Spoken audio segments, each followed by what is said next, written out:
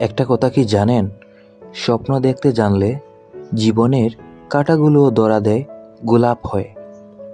তুমি যদি এখন থেকেই তোমার স্বপ্নগুলো সত্যি করার পেছনে ছুটে না চলো, একদিন তোমাকে কাজ করতে হবে অন্যের অধীনে তাদের স্বপ্নগুলো সত্যি করার জন্য।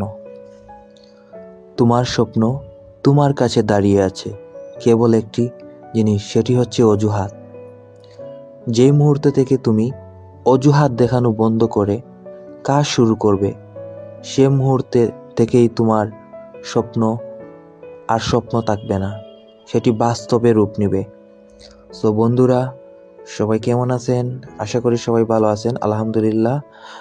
আমার কথাগুলো যদি আপনাদের ভালো লাগে অবশ্যই কমেন্ট বক্সে জানিয়ে দিবেন।